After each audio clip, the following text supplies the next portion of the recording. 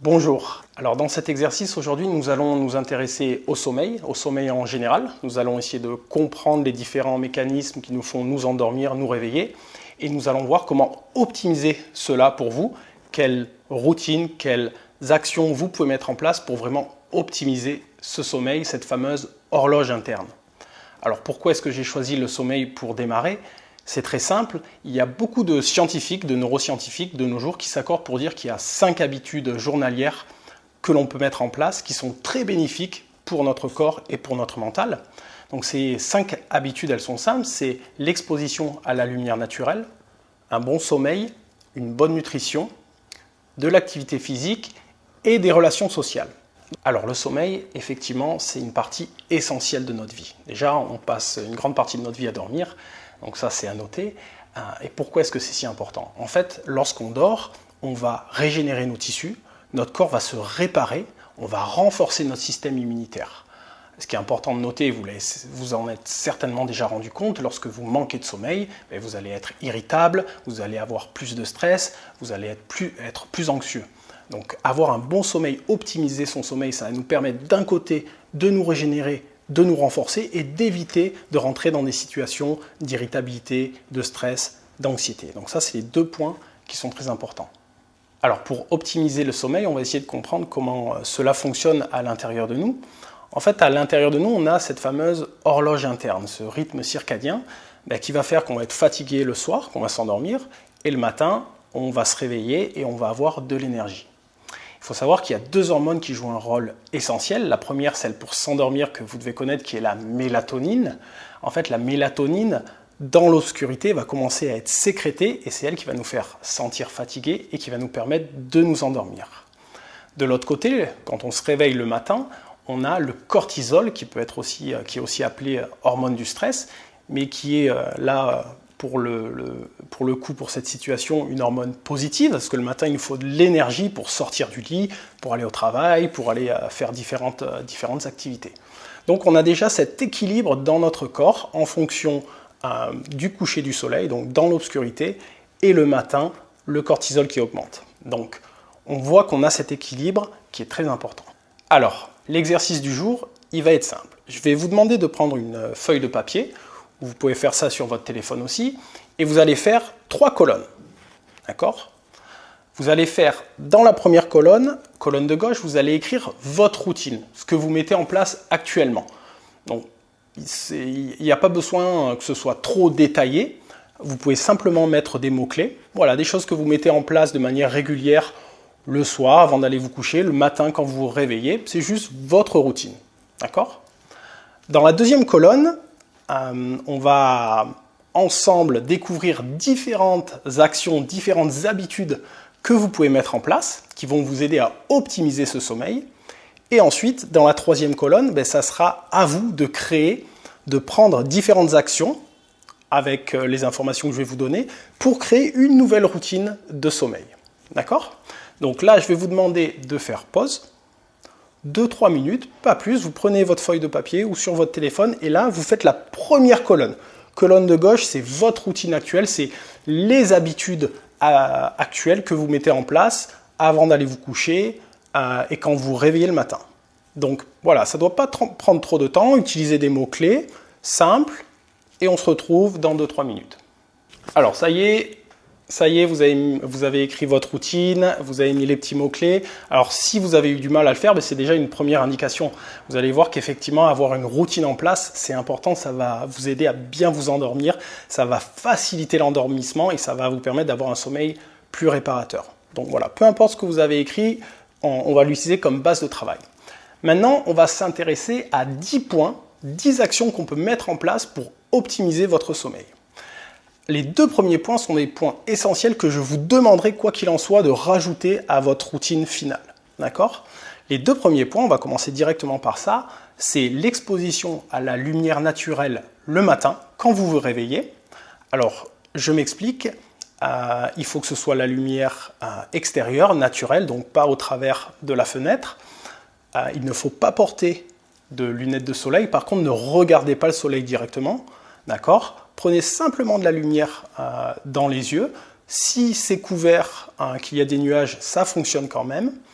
Et si vous vous levez assez tôt et qu'il fait toujours nuit, avant que le soleil se lève, n'hésitez pas à allumer un maximum de lumière chez vous. En fait, qu'est-ce qui va se passer? Ça, c'est pour donner l'information à notre corps que ça y est, le soleil vient de se lever, l'horloge interne doit démarrer et sur mode actif. D'accord? Donc ça, c'est premier point, exposition lumière naturelle. Vous pouvez l'écrire dans la colonne du milieu.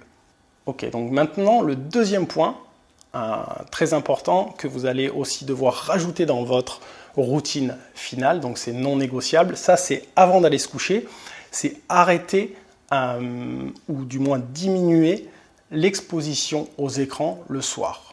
Donc je vais prendre un exemple général, si vous vous couchez à 23h, que vous voulez vous endormir à 23h, à partir de 10h, plus d'écran, plus de télé, plus de tablette, plus de téléphone. Pourquoi? En fait, il y a cette lumière bleue qui est créée, générée par tous ces écrans, qui va donner l'information à votre cerveau qu'il fait toujours jour, que ce n'est pas le moment d'aller vous coucher. Donc si vous coupez les écrans, par exemple à partir de 22h, que vous êtes sur des lumières tamisées, votre corps va pouvoir commencer à sécréter de la mélatonine et ça va vous permettre de mieux vous endormir.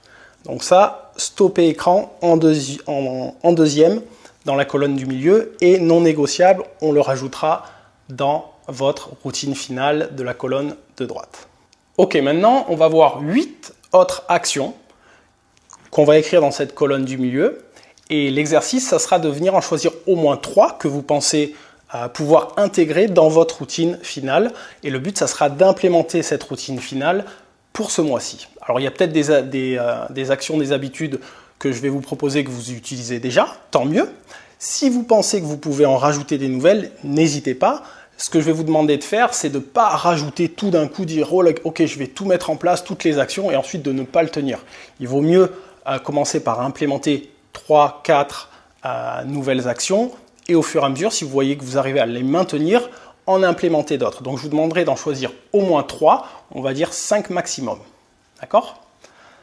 Première action, c'est stopper la caféine 12 heures avant d'aller se coucher. Alors caféine, ça peut être du café, du thé, du maté. Et voilà, si vous vous couchez, on prend toujours cet exemple à 23 heures, allez, 10 heures à 12 heures avant d'aller se coucher, on stoppe la caféine. Pourquoi? Parce que la caféine, c'est un excitant et ça reste dans votre corps très longtemps. Donc si vous buvez un café à 16 heures, vous allez avoir la caféine, un excitant dans votre corps et ça ne va pas du tout faciliter l'endormissement. Donc vous pouvez écrire dans la colonne du milieu, caféine 12 heures. On va rajouter 2 autres actions maintenant dans la colonne du milieu, ce sont au niveau des horaires. Alors premièrement, les horaires de coucher et de lever. Ça semble assez simple, si on va avoir une horloge interne qui est bien réglée, il faut que les horaires de coucher et de lever soient identiques tout au long de la semaine, même le week-end. Donc vous pouvez rajouter horaire lever coucher. Un autre point sur les horaires, cette fois-ci c'est les horaires des repas. D'accord ? En fait, c'est la même chose que pour les horaires lever coucher, ça va impacter sur notre horloge interne, notamment sur la digestion. Donc vous pouvez rajouter horaire repas. Alors on reste sur la nourriture, là on va rajouter l'action repas léger le soir. Effectivement, si vous avez un gros steak, beaucoup de protéines à digérer, ça ne va pas du tout faciliter votre endormissement. Donc on rajoute repas léger. Autre point important, la température de votre chambre. Température, vous pouvez rajouter dans les habitudes, colonne de milieu, température 19 degrés. D'accord ? Il vaut mieux que ce soit un petit peu plus froid, 19-20 degrés, et si vous avez froid, vous allez venir vous couvrir, simplement. Ensuite, un autre point, conservez, si vous le pouvez, si vous habitez dans un appartement, votre chambre à coucher simplement pour dormir. Parce que si vous, dans votre chambre, vous commencez à manger, vous commencez à jouer à des jeux vidéo, à regarder la télé, votre corps, quand il arrive dans la chambre à coucher, il ne sait pas ce qui va se passer. Par contre, si vous le conservez simplement pour dormir, quand il arrive dans la chambre à coucher, il sait que c'est pour se relaxer, pour s'endormir. Maintenant, on va rajouter hydratation. Très important l'hydratation pour toujours, c'est toujours la même chose, réguler votre horloge interne, optimiser votre endormissement, votre réveil, il faut être bien hydraté. Donc moi, ce que je vous conseille, c'est au matin, dès le réveil, un verre d'eau avec un petit peu de sel d'Himalaya. Et au coucher, un grand verre d'eau que vous allez boire sur les 3 heures avant d'aller vous coucher. Pourquoi? Pour éviter de se lever pour aller uriner 2-3 fois. Si vous buvez 1 litre d'eau avant d'aller coucher, d'aller vous coucher, oui, vous allez être hydraté, mais potentiellement, vous allez vous lever pour aller aux toilettes 2-3 fois. Donc si vous vous levez une fois dans la nuit, c'est normal. Et pour éviter de se lever trop pour aller aux toilettes, voilà, 3 heures avant d'aller vous coucher, votre grand verre d'eau, vous allez à chaque fois boire quelques petites gorgées. Et le dernier point, la 10e action, c'est la fameuse routine. Alors là, j'aime bien prendre l'exemple de quand on était petit. Quand on était petit, nos parents, qu'est-ce qu'ils nous disaient? Allez, va te brosser les dents, pipi, tu te laves les mains au lit et on va lire l'histoire. Et en fait, quand on était petit, on avait ce rituel. Quand on nous lisait l'histoire, notre corps savait que c'était le moment d'aller s'endormir, d'aller dormir. Donc ça facilite l'endormissement. Donc pour nous, adultes, c'est la même chose. Essayez de mettre en place une routine pour préparer votre corps, pour lui dire ok, là, dans 1 heure, on va aller se coucher. Donc ça peut être, voilà, comme on l'a vu tout à l'heure, stopper les écrans, lumière tamisée, peut-être un petit peu de musique. Voilà, mettez en place une routine qui vous convient à vous, mais simplement pour préparer, dire à votre corps, ok, ça va être le moment d'aller dormir. Donc voilà, là, on a donc maintenant nos 2 colonnes. Colonne de gauche, votre routine actuelle d'endormissement, de réveil journalière qui est écrite. On a 10 habitudes que l'on peut mettre en place pour optimiser votre sommeil. Et là, le but, ça va être de créer maintenant votre nouvelle routine. D'accord? Donc, je vous le rappelle, il y a 2 éléments qui sont non négociables que je vous recommande vraiment de mettre en place. Alors, après, quand je dis non négociable, effectivement, il y a des jours où vous n'allez peut-être pas vouloir tout mettre en place. Il y a peut-être un jour où vous allez sortir, donc vous allez vous réveiller plus tard, où vous n'avez pas le temps. Voilà, le but, c'est de l'implémenter un maximum de fois. Voilà, si vous pouvez l'implémenter 5-6 fois par semaine, c'est déjà très bien. D'accord? Ne vous stressez pas non plus là-dessus à 100%. Voilà, le but, c'est de le maintenir, on va dire à 80% des habitudes que vous choisissez sur le long terme. D'accord? Donc en haut, première habitude, on a au réveil, exposition à la lumière naturelle dès qu'on se réveille en position debout. Si vous pouvez, ça peut être aussi une petite marche. Et on a à la fin de la routine, avant d'aller se coucher, on coupe les écrans.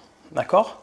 Donc maintenant, l'exercice, ça va être de venir choisir de 3 à 5 actions que je vous ai proposées, dont je vous ai parlé, et de venir les implémenter dans cette routine de droite qui va être votre nouvelle routine journalière pour vous réveiller, vous endormir.